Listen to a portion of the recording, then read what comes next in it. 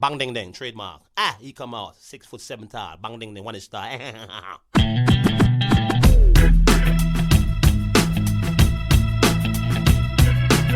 dong ding dong ding dong ding dong ding dong ding dong ding. This is a perfect day. Woke up to the sound of the garbage truck again. Upstairs neighbor's toilet's leaking on my head. And cars broke down, I missed the bus, there runs a 10. I had a feeling this was a day to stay in bed. I finally left my pad right under Jumbo's cloud roof. A police officer pulled out his gun and said, I said, sir, you got the wrong guy. I guess it's just the perfect day. It's just the perfect day. Na, na, na, na,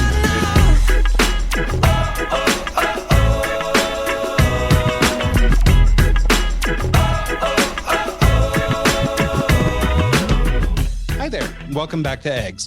This week we have Head of Marketing at Planable, Miruna Dragomir.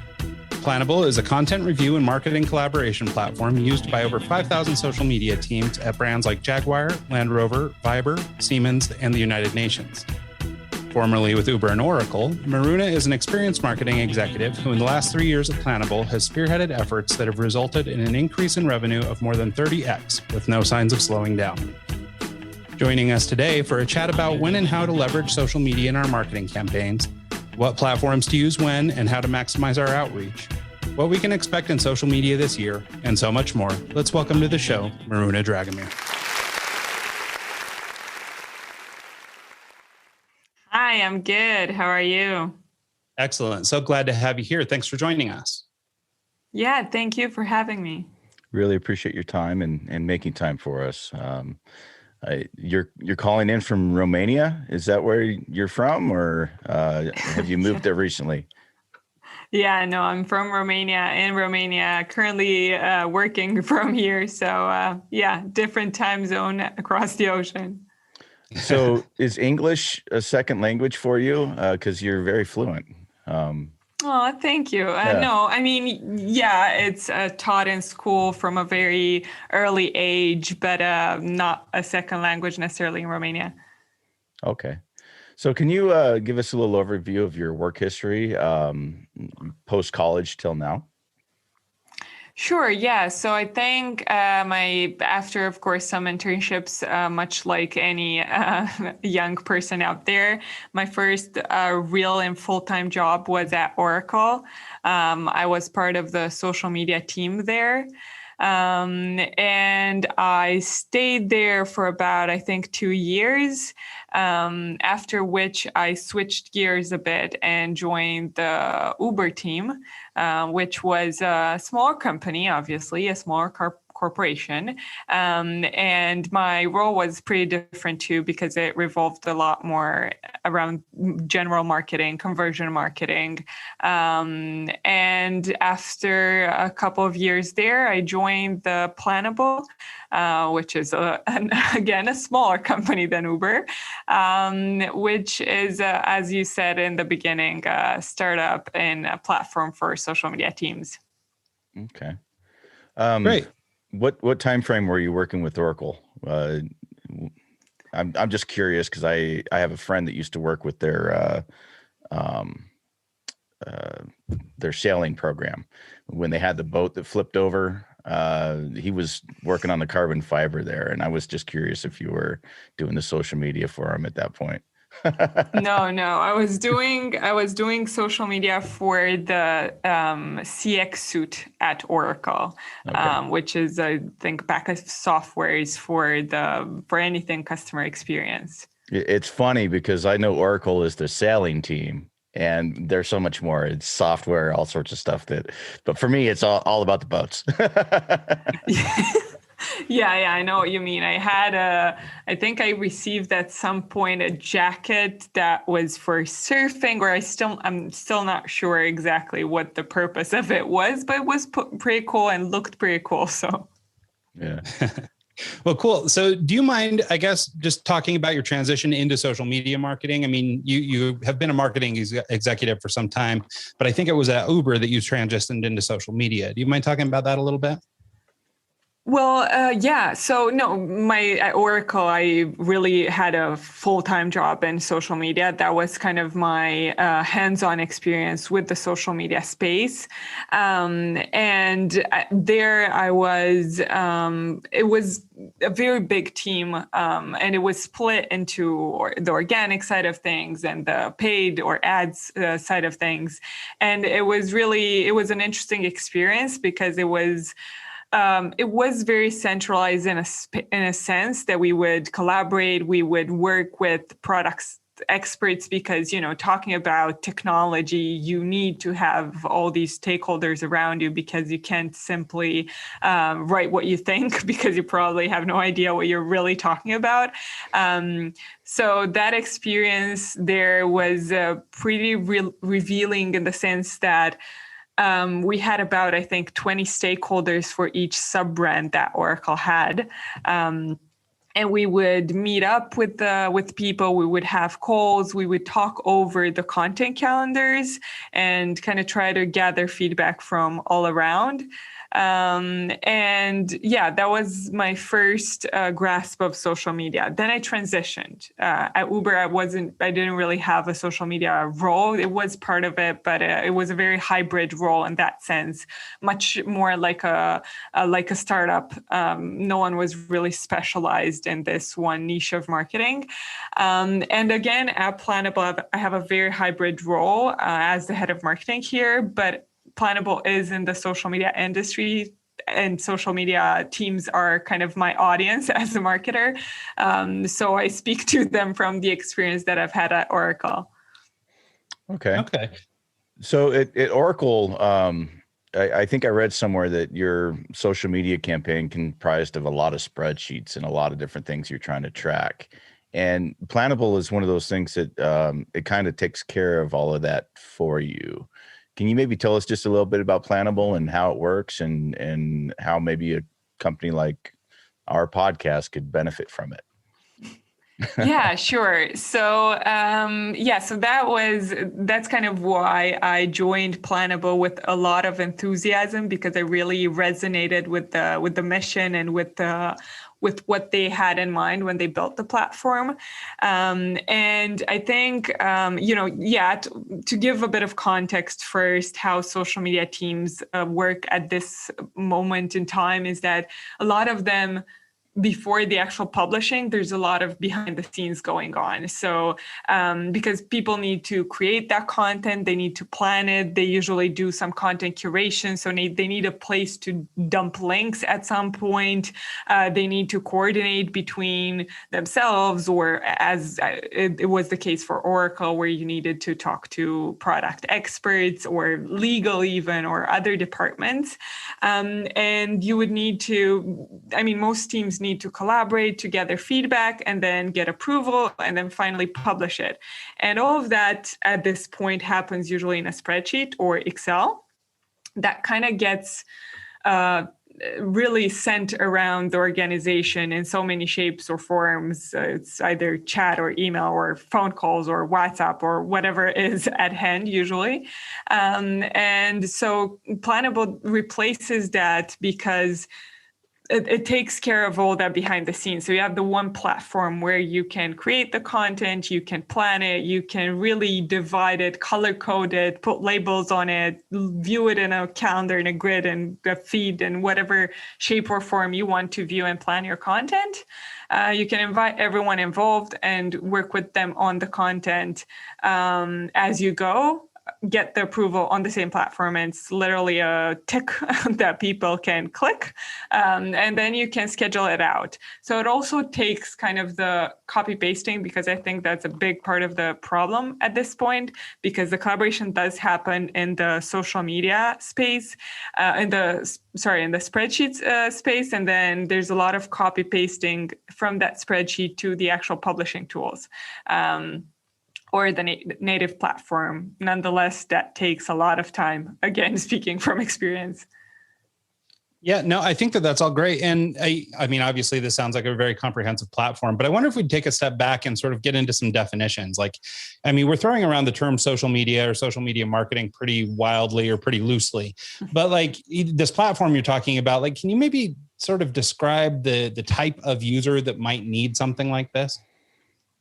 Sure. So it's usually any team that is larger than one person. I mean, a one-man show could use Planable, but I don't think, I mean, it's not essential for them to have a very complex tool at hand.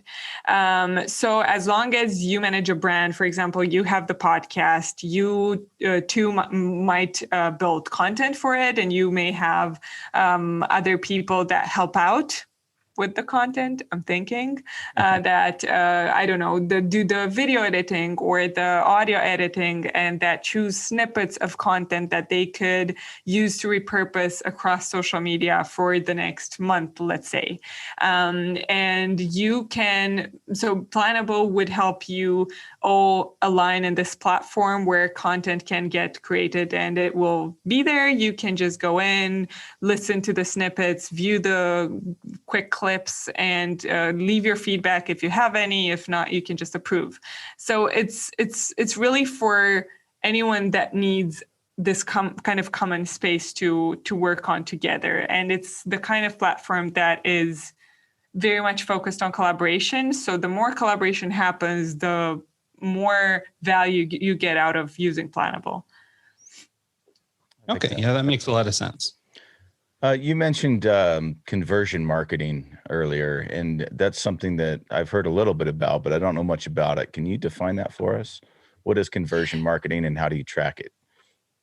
Yeah, so I think, I mean, it's a name that I often choose. I think it's really, at a grand scheme of things, it's about growth marketing, which is, it's marketing that's more applied to the tech space, and it likes to kind of distance itself a bit from traditional marketing, because it's less about spreading the word as much as possible. And there's this expression, spray and pray, that can be familiar to a lot of, for the, traditional way of doing marketing. And so growth marketing is a lot about doing things targeted and very in line with wherever people are across the funnel or loop, because those are, again, other theories going around. So conversion marketing or growth marketing is really about looking at your audience across each step that they take in relation with you as a brand and try to extend that funnel. So if you think about it, you have, let's say, 1,000 visitors on your website per month, and you see that only 10% of those actually end up taking an action, such as contacting you or signing up if you have a platform, or buying if you have a product. And so conversion marketing would be about looking at all of those steps across the journey and trying to take action at the steps where you leak most. So if your website loses 90% of the people that would like to interact with you, that might be a good place to start. I mean, 10%, just for the reference, it's actually a very good benchmark in most industries. But you would look at your biggest leaks and try to optimize that experience somehow, either through experiments or A/B testing, or just trying to spruce up your website, and just looking at data a lot. I think that's kind of the essence of conversion marketing. Okay. Yeah, that makes sense. Do you find that there's a certain platform that, for Oracle, for example, that worked better than others, Instagram or Facebook or LinkedIn over the other two? Where do you kind of determine your product or whatever you're trying to sell and then go after the platform that might work better for that product? Is that kind of your normal progression there? Yeah, I think you can go a lot on your intuition, but I'd also always advise to experiment. So for Oracle in particular, even there it depended on the sub brand that you would manage, because Oracle Security, for example, has a completely different target than Oracle Marketing Cloud, because again, you're talking to security experts versus marketers, which are separate and totally different people. But I'd usually recommend, it depends on the resources, but if you're just trying it out as yourself, as an entrepreneur, or you're trying to build your own personal brand, try to think of it at first where you think people would receive your message best. Try to envision how you would and what shape you would promote your message. So if you're, for example, an architect or an interior designer, you're thinking that the best way to show to talk about what you do is through visuals. And so probably the best social media platforms that are visual from their nature are Instagram, Pinterest, those come top of mind. And I would recommend to start with those that come naturally. And after that, give the others a try. And also think that they could serve different business interests for you. Again, as an architect, you could find LinkedIn as a great place to meet people that are in the construction business or in the real estate business that you could partner up with, while on Instagram you would find consumers directly. So yeah. I always forget that Pinterest is even a social media platform that you could share to. I always just go to it for ideas and don't think of it as an actual way to market. And it's funny that you mentioned that, because I never really consider that as a social media platform, but I guess I'm not sure you're in the demo, Mike. I don't know. I like crafting. Well, yeah, you can be. Exactly. Hey, so sort of just to kind of keep that conversation going a little bit, you mentioned earlier this idea of pray and spray, this idea that, we must get in and just kind of shotgun things everywhere.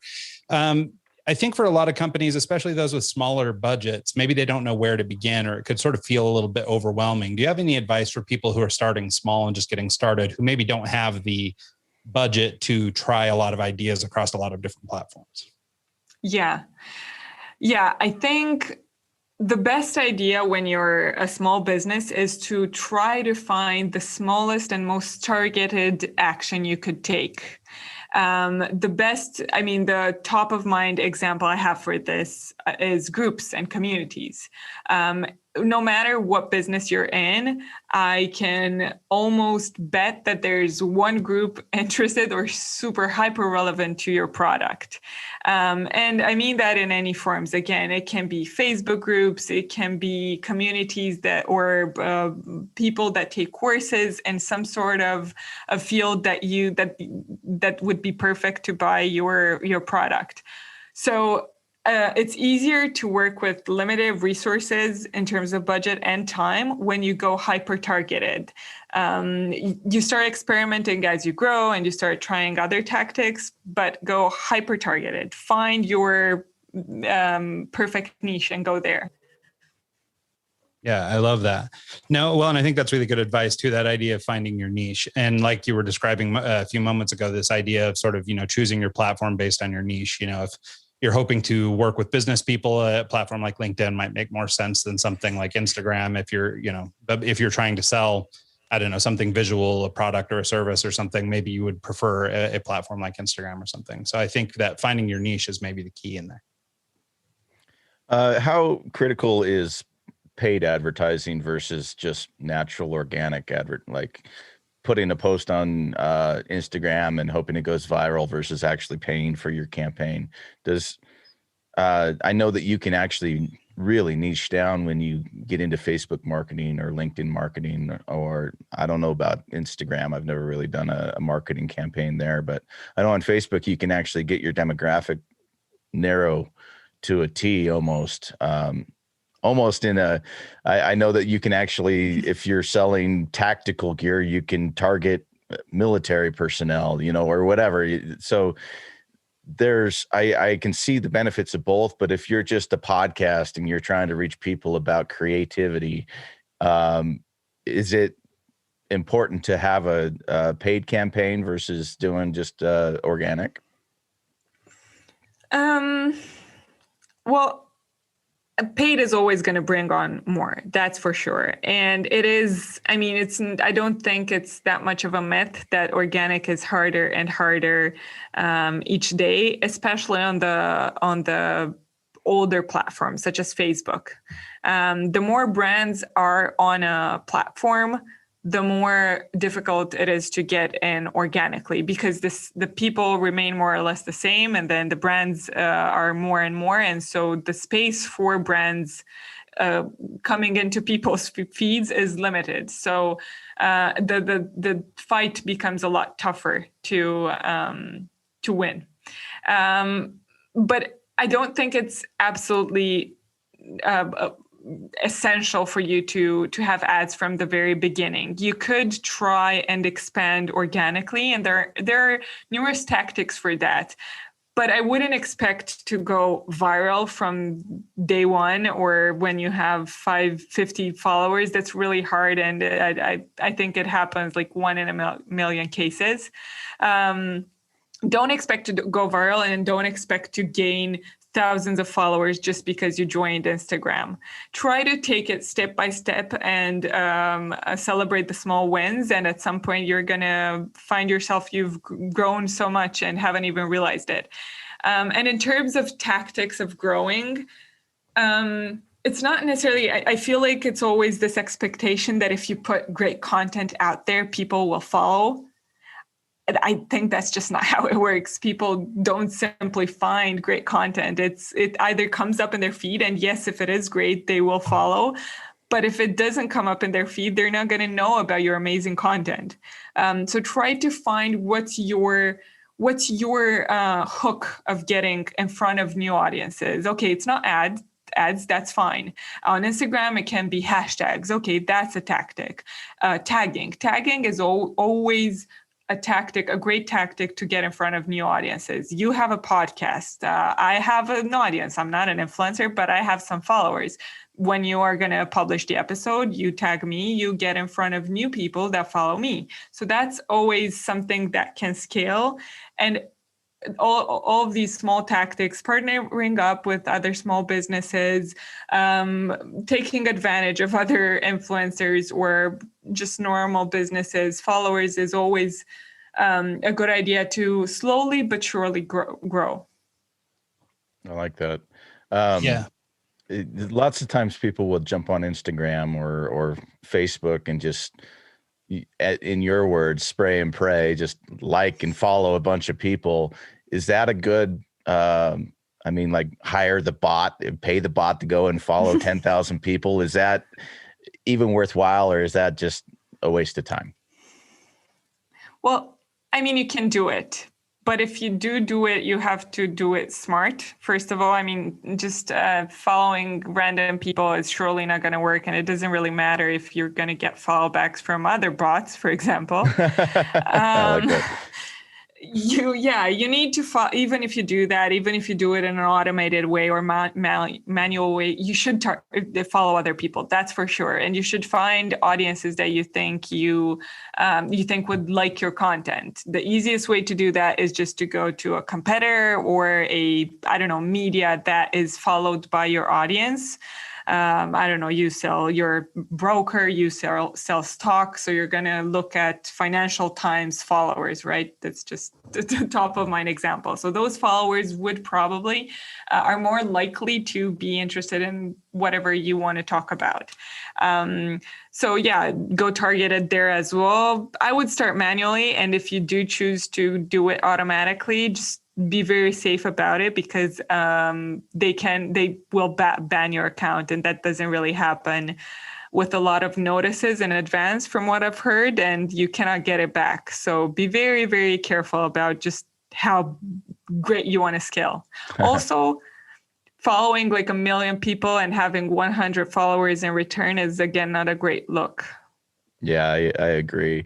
Actually, back in the day, I used to do some concert promotion for bands, and it was back in the MySpace days, and that's back when the bots would actually work. But now I don't think it really works that well. So it's just kind of, I mean, back then, like you could target Phoenix, and you could target, 18 to 25 and follow a band and add all their friends on MySpace and tell them about a show coming up. And I think it worked to an extent back then, but I don't think it applies the same now. It's just so saturated and everyone's on Facebook or Instagram. And by doing something like that, it actually, in my opinion, I think it hurts you. How important is the relationship that you develop with your fans or people you follow? Commenting on their page, liking things, does that help exponentially, or is that something that just is nice and you're just getting a better follower out of that, or does it actually help your growth on Instagram and LinkedIn or Facebook? Yeah, I think it really depends on the platform and the purpose. I think on LinkedIn, that's amazing if you have the time and resources to do that, because it does take time. I mean, to comment on someone's post, you need to be a bit relevant. You need to read the post at least. You can't just go and say, great, on everyone's content. So you have Thumbs to be up. a bit, yeah, it's amazing. Oh my God, you're so smart. Liking is not useful, actually. No, that is too. But if you want to comment, you're going to have to do it with a bit of, actual effort put into it.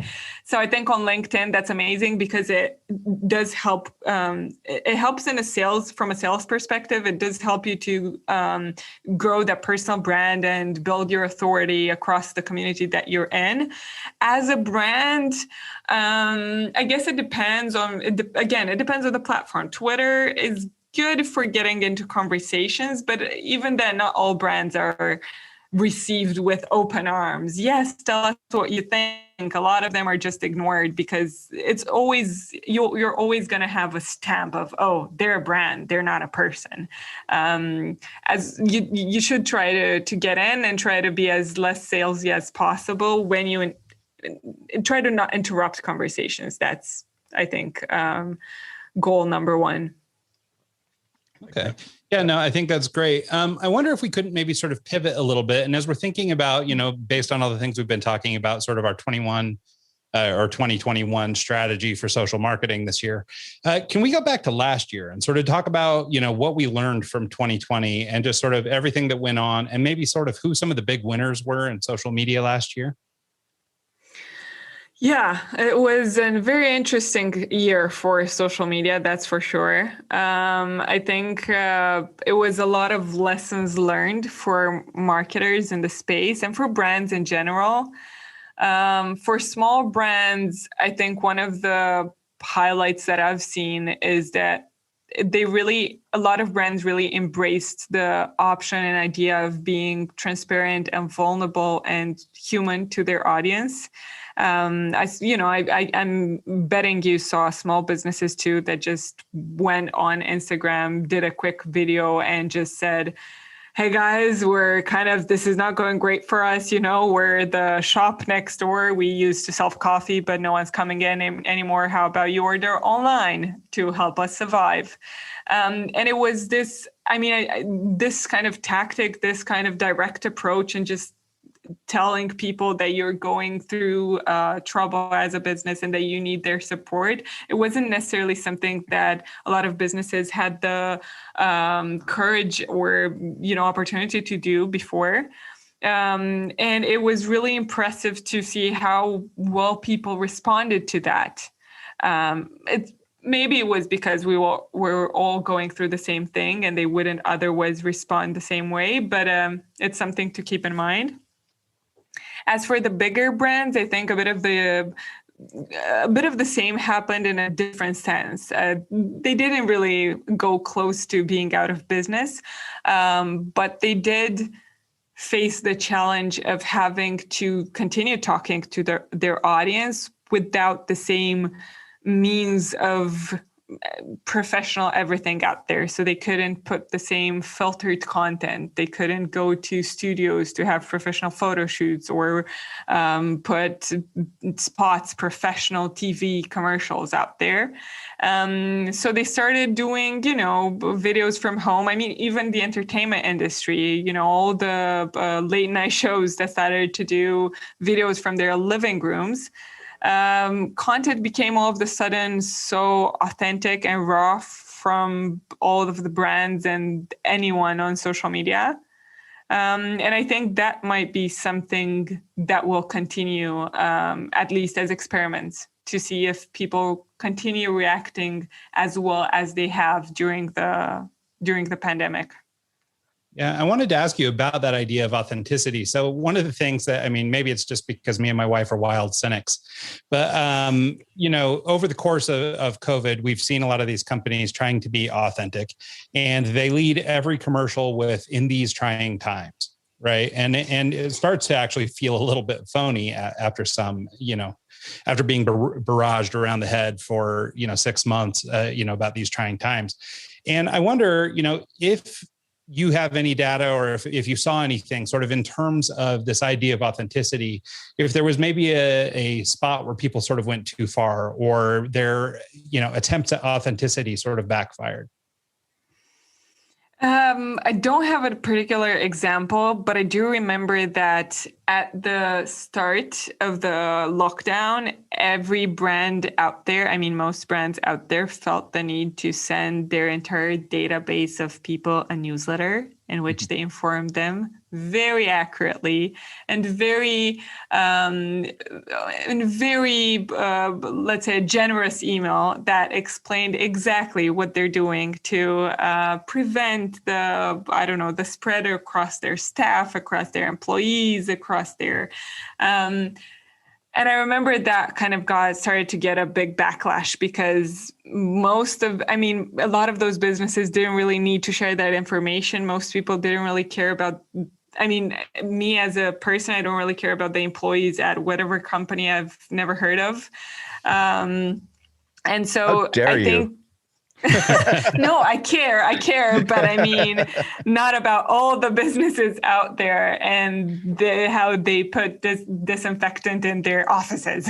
I think it does it's natural to start that kind of cynical attitude if you've heard it so many times. So I don't know if in these trying times is the problem as much as in this trying times said a million times. So I think the essential lesson here would be to try to stay as far away as possible from whatever everyone else is doing. If they're all doing it, it's probably saturated and it's no longer effective. Yeah, I actually think one of the best campaigns on Twitter right now is Wendy's roasting every single other competitor out there. And, it's funny, but it's getting actual traction, and I think the fact that they're actually avoiding the "in these trying times" and actually doing a diss campaign on Taco Bell, I think it's hilarious, and it just is really cool. A different approach that I think works well. What do you think about doing shock jock kind of tweets and stuff like that to gain traction? It could backfire real easily. I know that, but at the same time, it's very a cool idea to take that approach. Kind of like the, hiring the 16-year-old kid to manage your Twitter account for a corporation. It's kind of asinine, but at the same time, if it works, it works. Yeah, I think shock obviously will always work. And shock can mean so many things for Wendy's, which is as a brand in a space where brands aren't that safe. So they do crazy things. Burger King does crazy things from time to time, not as Wendy's, but they do it. So what defines as shock is really dependent on the industry you're in. If you're a construction business, for example, if you make any kind of joke out there as subtle and as slightly funny as possible, I think it's going to determine shock, and it's going to have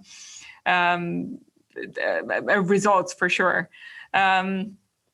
So, I mean, I think you should do it, but consult with a few people first, just to make sure that you're not offending a large group of people, or that you're not saying something extremely out of place or tone deaf. As long as you consult, you should be fine. Yeah, I think that's the idea, right? Is disruption, you're not actually, trying to be offensive or whatever, but you are trying to disrupt the space. And I think that maybe that's the point is, from breaking up all the in trying time stuff, right? I mean, we get it. Everybody's, going through a problem right now, but like disrupting it the way that Wendy's is, to use Mike's example, is making their stuff stand out more than it might in maybe another time when every place is sort of, throwing out those kinds of tweets. So I think that that's a really good point. Yeah. Can we? And I think go ahead. I'm sorry. No, I was just about to say that I think I remember at the beginning of the lockdown, a lot of marketers were kind of petrified and stuck because they had no idea what to say or how to say. It felt like, I mean, most rules for our society and most common sense, it's been with us for a while, but a worldwide pandemic, no one faced this before. So no one really had a guidebook of what to say during a pandemic online. So a lot of people that had to issue public statements or social media posts for that matter were kind of stuck on what is right, what is not right. And they either didn't say anything, which I think was a wiser choice, or they, again, copy pasted from all of the other brands and started saying, we wash our hands. Well, yeah, no, I think that that's a really good point, because I think that there are so many people out there who just like, I mean, to your point, it was a pandemic. It's not something we're used to trying to market through. So it's, and we live in such kind of a funky time that, whether you say something or don't say something, there may be a reaction. So even if you just stayed out of the space and didn't say anything, then there's a group of people who might be offended by your lack of action. Where on the other hand, you've got, people who are being very overt and, running out with their in trying times ad.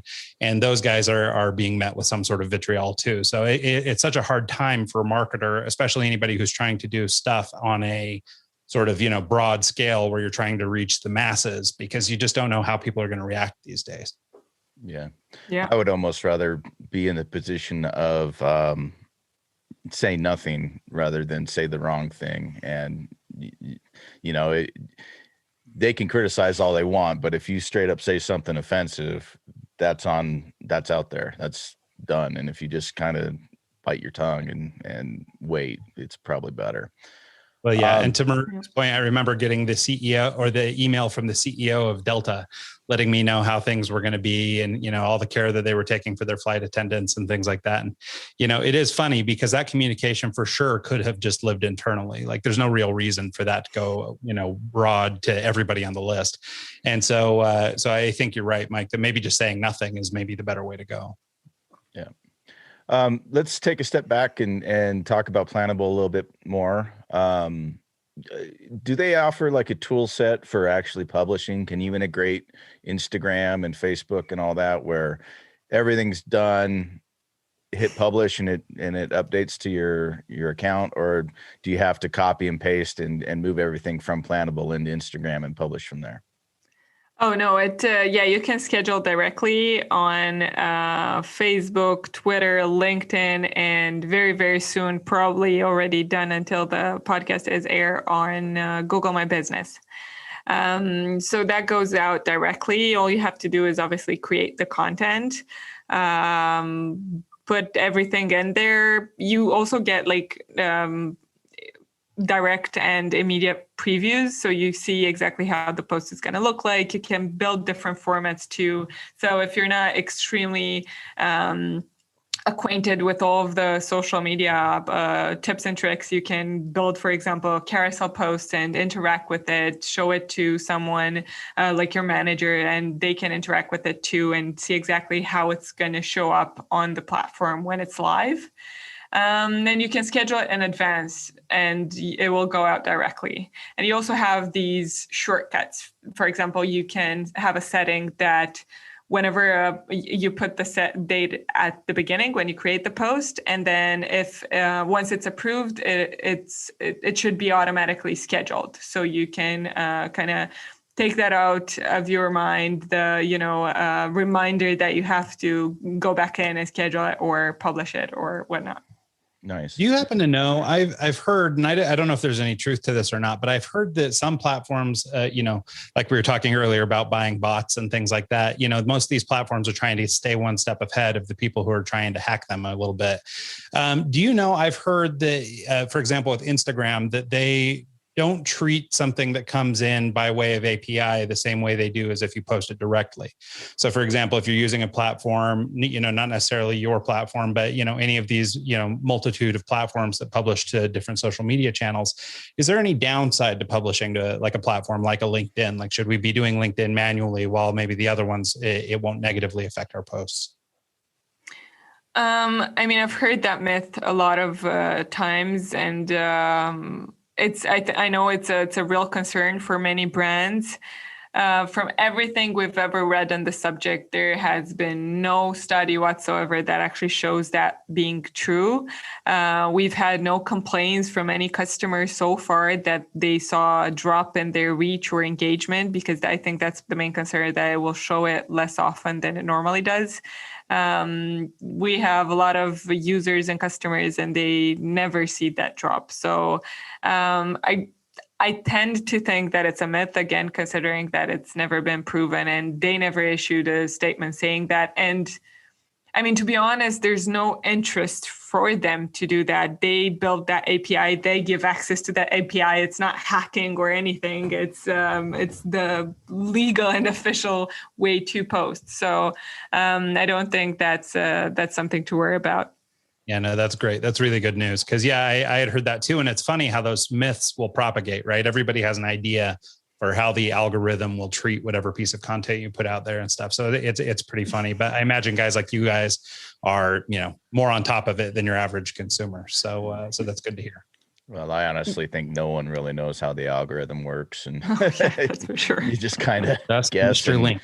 Spray and pray. So you mentioned Google My Business, and that's one platform I've never even done. Can you tell us a little bit about it? Is it just creating your company page and getting your company on Google Maps and then posting on there? Is that pretty much what that is? Yeah, basically. It is. It's really, really important for local businesses. It is rumored to be effective for other businesses too, because it might have an SEO impact. I am not 100% sure of that fact, but for local businesses, it's essential because it creates your record, the record of you being in a specific city. It shows that, stats show that people usually search for keywords such as a cafe in London or a shoe shop in Brooklyn. And these kinds of searches really will help you extend on your customer base. But besides that, it does have a social media aspect to it, and that's the actual posts. And the posts are there to give updates to people about your schedule, about your promotions. If you have any events going on, you do have the option to create either just updates, or you have the option to create events where people can see that they're going to happen. They can save them.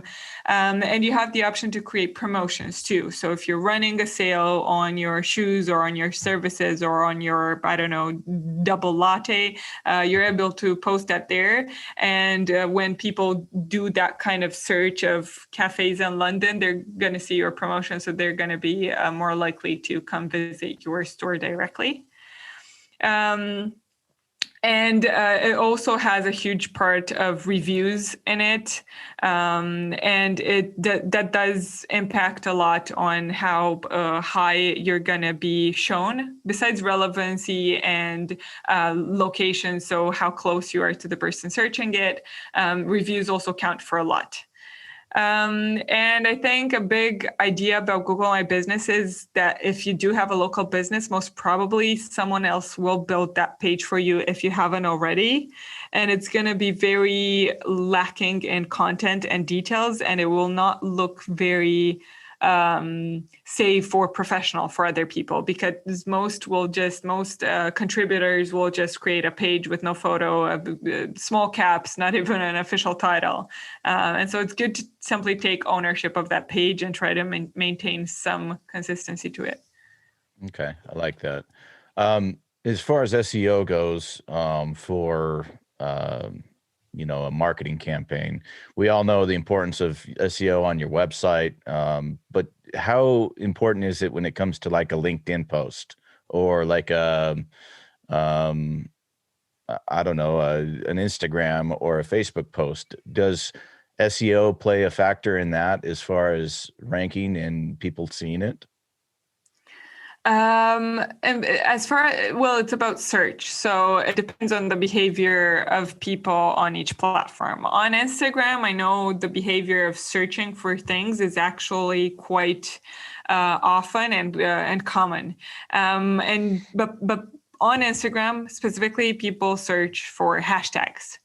So the hashtag part of your copy is the most important one.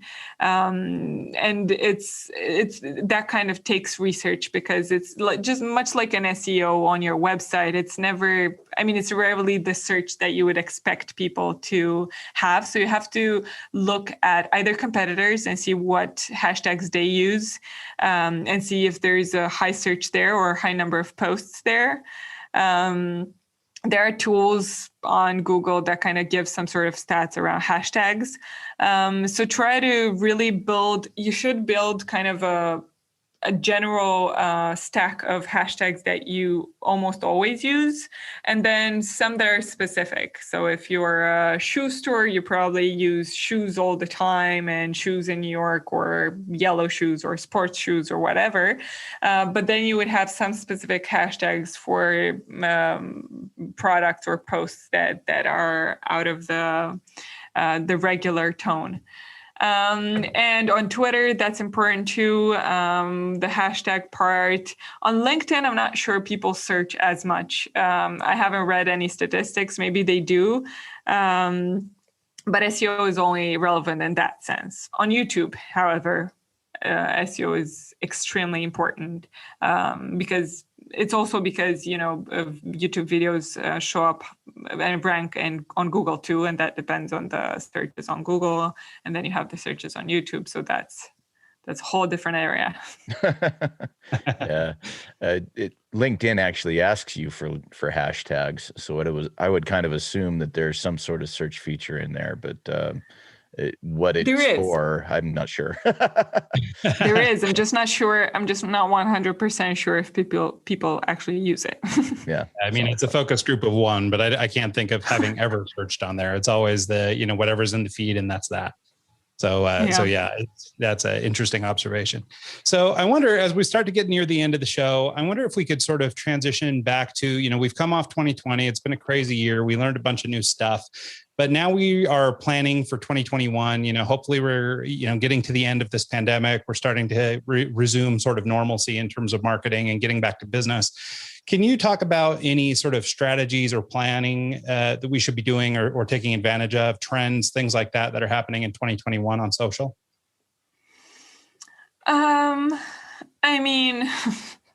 I'm not the biggest fan of trends and a list of everyone should do this, but I do think the new platforms that are seeing a huge uprise should be tested. I'm talking about Clubhouse, which is the newest one, and very seems to have a big hype around it. And it's I've tried it. I'm on it. I think it's pretty cool. And I think for now, it feels like it's most successful for professional topics, less about the personal life or personal businesses. But I think it's a place to try for sure. And then another trend would be, I think, TikTok, but with care. I know that ads are starting to come in. I know a lot of brands are testing it out. I'm not sure if everyone knows this, but there's this efficiency curve that goes on for every new platform, and it's most effective as most people are starting to join the platform, and brands are not there yet. And I think that's where Clubhouse is. That's where TikTok still is. I mean, brands are coming in, but it's not yet the norm. All brands have to be on Facebook, but not all brands have to be on TikTok just yet. So I think they're really effective at this point in time. They're probably going to lose that efficiency as soon as all the brands are going to join in. So it's definitely the places to test out. Yeah, we actually interviewed a guy about a month ago, DJ Scooter, who was actually making his TikTok video. He's trying to follow trends in TikTok that he sees and is actually designing his content specifically for what is trending. And he's going to report back and let us know how that works, because it would be interesting to see. But yeah, anyways, thank you for your time. Really enjoyed this conversation. Can you tell people where they can reach out and how they can get in touch with you if they have any questions or want marketing help? Sure. Yeah, you can reach out on LinkedIn. I think it's the best place. You've heard me talking about it so far. I'm on there a lot, and I'm very careful about all of my connections and messages. So reach out there. Perfect. Great. Yeah, and I was going to say, where can people get more about Planable too? Yeah, you can find out about Planable, everything about it on our website. That is planable.io. And I think we also have a dedicated coupon if you want to test it out. That is eggs30, and if you use it when you upgrade, you're going to get 30% off for the first 3 months. Oh, thank you. Really appreciate that. Yeah, no, that's amazing. Well, cool. Well, thanks so much. I really appreciate your time. I mean, this has been a really insightful conversation. I mean, there's a lot of people who come and, talk about social media, but it seemed like a lot of people focus on sort of the tricks and the hacks and the things like that. And I really appreciate sort of your perspective on a little more realistic approach to social media, I think. So I really appreciate your time. Yeah, thanks so much. It was really a real pleasure talking to you guys. Oh, thank you. Absolutely. Cool. And so thanks to everybody who listens to the show this week and every week. Everybody, please feel free to swing by the website. It's eggscast.com and send us an email, contribute, show ideas, guests, people you want to hear, all kinds of stuff. We're really trying to build a community this year, and we're looking forward to doing so with you. So if there's anything else, any parting shots, Mike? Great. All right. Well, thanks so much, Miruna. We appreciate your time. And thanks to everybody who tuned in, and we'll see you next time.